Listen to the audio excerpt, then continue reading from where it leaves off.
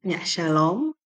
Perkenalkan nama saya Amanda Tiku Padang dan pada saat ini saya akan memaparkan materi tentang konsep manusia menurut psikologi dan juga menurut Alkitab. Yang pertama, saya akan memaparkan bagaimana pengertian manusia menurut beberapa para ahli. Yang pertama dari Anton dan Ahmad dalam buku mereka yang berjudul Metodologi Penelitian Filsafat pada tahun 2011, di mana di situ mereka memaparkan bahwa manusia adalah makhluk yang selalu berkembang. Nah, perkembangan manusia itu akan terjadi terus-menerus, di mana yang lama mendasari yang baru. Manusia diciptakan Tuhan tiada tandingannya, atau dengan kata lain, mereka adalah makhluk yang sempurna. Karena manusia diberkati dengan makna, roh, karsa, dan rasa di dalam dirinya. Keuntungan ini membuat manusia menjadi raja di bumi, di mana manusia memiliki peran penting dalam mengendalikan kehidupan di bumi ini. Segala sesuatu di sekitarnya menjadi objek studi manusia itu sendiri, termasuk alam, hewan, dan sebagainya. Kemudian ada juga pandangan dari Spinoza, Goethe, Hegel, dan Marx, di mana manusia adalah makhluk hidup yang harus produktif, harus memerintah dunia di luar dirinya dengan secara eksplisit, dan mengekspresikan kekuatan manusia dan mengatur dunia dengan kekuatannya. Kemudian ada juga pandangan dari Hoyle, di mana dia menguraikan bahwa orang tidak cukup jika mereka hanya mempelajari alam sekitarnya. Hal ini membuat esensi manusia sendiri sangat sempit. Selanjutnya, orang berpikir secara mendalam tentang Tuhan, kehidupan budaya, sosial, serta ekonomi, dan sebagainya. Manusia pada akhirnya berpikir secara mendalam tentang hakikat dirinya sendiri, sehingga pada akhirnya manusia berpikir secara mendalam tentang dirinya sendiri, siapa, bagaimana, di mana, dan untuk orang mana yang diciptakan. Yaitulah beberapa pengertian tentang manusia menurut beberapa para ahli. Kita masuk dalam konsep manusia secara psikologi. Ya, secara psikologi, konsep manusia terbagi menjadi beberapa kelompok. Di sini terbagi dalam 4 bagian. Yang pertama, ada psikoanalisis, kemudian behavioris, kognitif, dan humanistik. Pada prinsipnya, masing-masing aliran ini memiliki perspektif yang berbeda untuk menjelaskan perilaku manusia. Saya akan menjelaskan yang pertama, yaitu konsep manusia menurut teori psikoanalisis. Teori ini digunakan oleh Sigmund Freud, di mana dia juga adalah seorang dokter, dokter psikolog ya. Kemudian konsep manusia dalam pandangan Freud yaitu semua perilaku manusia, baik yang nampak maupun tersembunyi, disebabkan oleh peristiwa mental yang pernah terjadi sebelumnya.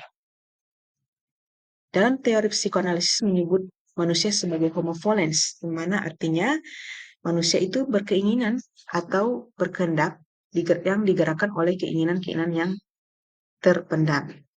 Ya, kemudian terdapat peristiwa mental yang kita sadari dan tidak kita sadari, namun bisa kita akses. Ada yang sulit kita benar-benar sadar dan juga tidak sadar. Dalam teori psikoanalisis, tingkah laku manusia merupakan interaksi antara subsistem dalam kepribadian manusia, yaitu ada id, ada ego, dan ada superego. Yang pertama ada id. Jadi id itu merupakan hal yang mendasari personalitas seseorang. Ya, apabila keinginan tidak terpenuhi, seseorang dapat menjadi tegang, cemas, atau marah. Dalam id ini, dia berisi energi psikis yang hanya memikirkan kesenangan semata. Seperti contoh, misalnya di acara makan-makan, seorang ibu merasa haus. Tapi ketika ia ingin minum, gelasnya kosong. Sehingga dia mengambil gelas berisi minuman, tapi itu milik orang lain. Dan tentunya ini akan sangat mengejutkan. Ya, itu salah satu contoh kasus dari ini. Kemudian yang kedua ada superego. Dia berisi kaidah moral dan nilai-nilai sosial yang diserap oleh seseorang dari lingkungannya, seperti pengasuhan dari orang tua atau pengajaran tentang norma-norma dan nilai-nilai dalam masyarakat tentang mana yang benar dan mana yang salah. Contoh kasus dari superego misalnya seorang anak dia ingin mengambil dan mencuri kamera milik temannya. Sebenarnya ia memiliki kesempatan untuk mengambilnya, tetapi ia sadar bahwa itu adalah perbuatan yang salah. Nah, itu adalah superego. Kemudian ada ego. Ego itu berurusan dengan kenyataan atau realita. Dia berusaha memenuhi keinginan itu dengan cara yang dapat diterima secara sosial. Dan ego ini mengerti bahwa orang lain memiliki kebutuhan dan keinginan. Oleh karena itu, menjadi egois dalam jangka panjang bukanlah hal yang baik. Salah satu contoh kasus dari misalnya dari pandangan ego ini, yaitu misalnya seorang bapak dia terjebak dalam kemacetan saat pulang kantor. Nah, dia sangat ingin segera cepat-cepat, ia ingin motornya bergerak. Nah, tapi ia mengerti jika ia memaksakan motornya untuk bergerak ke depan, melaju, itu dapat memberikan kerusakan, seperti kerusakan kaca spion bagi kendaraan yang berada di depannya. Oleh karena itu, dia memutuskan untuk tidak menyalip kendaraan di depannya, karena dia tahu bahwa itu akan berakibat fatal. Kemudian dalam teori psikoanalisis, Freud membagi kepribadian menjadi 3 tingkatan. Yang pertama ada kesadaran atau conscious, kemudian ada prasadar, preconscious, dan juga ada ketidaksadaran atau unconscious. Nah, jadi dia juga, Freud ini membagikan kepribadian menjadi 3 tingkatan. Itulah penjelasan dari psikoanalisis. Kemudian masuk dalam yang kedua, teori behaviorisme. Bagaimana konsep manusia dalam teori behaviorisme. Nah, teori behaviorisme dipelopori oleh John Brodus Watson. Dan di mana dalam teori ini, itu memandang bahwa manusia sangat dipengaruhi oleh insting tak sadar dan dorongan-dorongan nafsu rendah. Ya, dalam teori ini, studi yang dilakukan oleh Watson dijelaskan bahwa konsep kepribadian dengan mempelajari tingkah laku manusia mengacu kepada stimulus respon. Ya, jadi seperti itu. Kemudian, teori behaviorisme melahirkan pendekatan yang sangat kontradiktif dengan aliran yang mendahuluinya, yaitu aliran psikoanalisis, yang memandang bahwa manusia sangat dipengaruhi oleh insting tak sadar dan dorongan-dorongan nafsu rendah. Ya. Kemudian masuk pada teori kognitif. Ya, teori kognitif, dalam teori kognitif dijelaskan bahwa manusia adalah makhluk yang berinteraksi dengan lingkungan dan dengan menggunakan pikiran. Kemudian manusia dipandang sebagai makhluk yang selalu berusaha memahami lingkungannya. Manusia adalah makhluk yang selalu berpikir atau dikenal dengan Homo sapiens. Ya, jadi seperti itu pandangan dari kognitif. Ya, kemudian menurut seorang ahli bernama Lewin, perilaku manusia harus dilihat dari konteksnya. Ya, dari fisika, Lewin meminjam konsep medan atau field untuk menunjukkan totalitas gaya yang mempengaruhi seseorang pada saat tertentu. Perilaku manusia bukan sekedar respon pada stimuli, tetapi produk berbagai gaya yang mempengaruhi manusia sebagai ruang hayat atau life space. Ruang hayat sendiri terdiri dari tujuan kebutuhan individu, semua faktor yang disadarinya, dan kesadaran diri.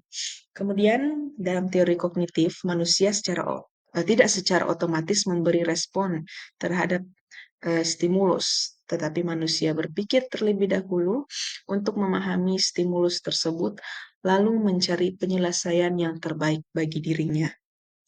Kemudian yang terakhir ada teori humanistik. Dalam teori humanistik menjelaskan bahwa manusia menentukan cinta, kreativitas, dan pertumbuhan pribadi yang ada dalam dirinya. Psikologi humanistik memandang manusia sebagai homo ludens, artinya manusia yang memahami makna dari hidup. Perhatian pada makna kehidupan bukan hal yang membedakan merupakan hal yang membedakan psikologi humanistik dari pemahaman yang lain, di mana dia menjelaskan bahwa manusia bukan saja sebagai pemeran dalam masyarakat, bukan saja pencari identitas, tetapi juga sebagai pencari makna.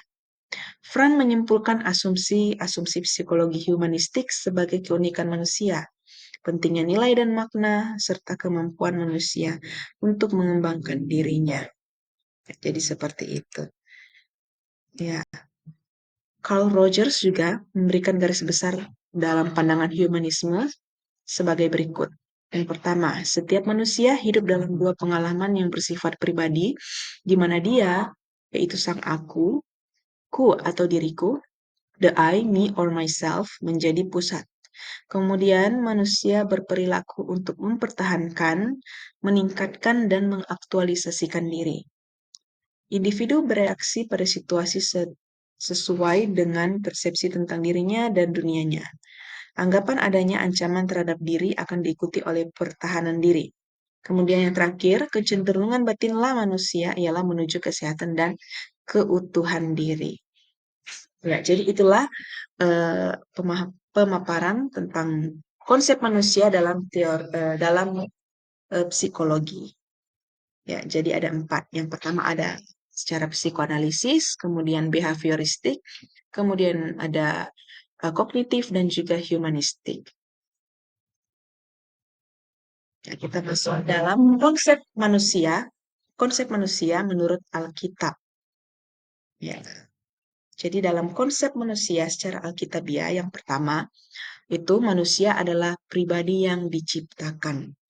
Dalam Kejadian 1 ayat 27 tertulis, maka Allah menciptakan manusia itu menurut gambarnya, menurut gambar Allah diciptakannya dia, laki-laki dan perempuan diciptakannya mereka. Kemudian Werner Foerster mengatakan, maka di dalam menjadi, berada dan musnah, semua ciptaan sepenuhnya bergantung kepada kehendak Sang Pencipta. Artinya, seluruh kehidupan makhluk di dunia ini semuanya bergantung kepada Allah sebagai Sang Pencipta. Paulus juga menegaskan dalam khotbahnya di Athena bahwa Allah lah yang memberikan hidup dan nafas dan segala sesuatu kepada semua orang. Dan bahwa dalam Dia kita hidup, kita bergerak, kita ada. Itu tercantum dalam Kisah Para Rasul pasalnya yang ke-17, ayat 25 dan ayatnya yang ke-8. Jadi itu, manusia adalah pribadi yang diciptakan. Kemudian yang kedua, adalah manusia sebagai gambar Allah, atau kita kenal dengan Imago Dei. Dalam Kejadian 1 mengajarkan keunikan dari penciptaan manusia, yakni bahwa ketika Allah menciptakan setiap hewan menurut jenisnya, hanya manusia yang diciptakan menurut gambar dan rupa Allah. Maka dari itu manusia merupakan puncak dari keseluruhan penciptaan. Dalam Kejadian pasal 1 ayat 26 bisa ditarik kesimpulan bahwa kekuasaan atas binatang dan atas seluruh bumi merupakan satu aspek dari gambar Allah. Ya. Kemudian manusia sebagai makhluk sosial.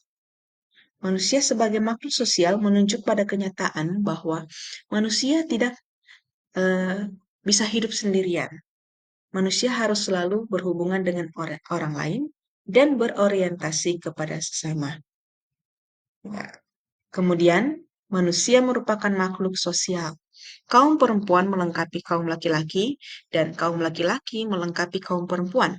Dalam hal ini, manusia mencerminkan Allah yang bereksistensi bukan sebagai keberadaan yang terasing, melainkan berada di dalam persekutuan-persekutuan yang pada tahap penyataan selanjutnya digambarkan sebagai persekutuan antara Bapa, Anak, dan Roh Kudus. Kemudian, manusia sebagai makhluk sosial, manusia diberi perintah oleh Allah untuk beranak cucu dan bertambah banyak. Perintah tersebut mengimplikasikan pernikahan, yang penetapannya dikisahkan dalam Kejadian 2 ayat 18-24. Dalam memberikan berkatnya, Allah berjanji akan memampukan manusia untuk berkembang biak dan menghasilkan keturunan yang memenuhi bumi. Allah berjanji akan memampukan mereka menaklukkan bumi dan berkuasa atas binatang-binatang dan atas bumi itu sendiri. Secara umum ini disebut mandat budaya, yaitu perintah untuk memerintah bumi atas nama Allah dan membangun budaya yang memuliakan Allah. Yaitulah konsep dari pengertian manusia, maksud saya konsep manusia berdasarkan pandangan Alkitab. Ya, jadi yang pertama, manusia itu adalah pribadi yang diciptakan oleh Allah. Kemudian yang kedua, manusia sebagai gambar Allah atau kita kenal dengan Imago Dei. Kemudian manusia sebagai makhluk sosial, di mana manusia diciptakan untuk saling berinteraksi dan bersosialisasi dengan orang lain. Ya, jadi itulah pengertian dari konsep manusia berdasarkan pandangan Alkitab. Ya, demikian pemaparan presentasi materi dari konsep manusia menurut pandangan psikologi dan juga konsep manusia berdasarkan pandangan Alkitab. Kiranya pemaparan materi ini bisa bermanfaat bagi kita semua. Sekian, terima kasih. Tuhan Yesus memberkati.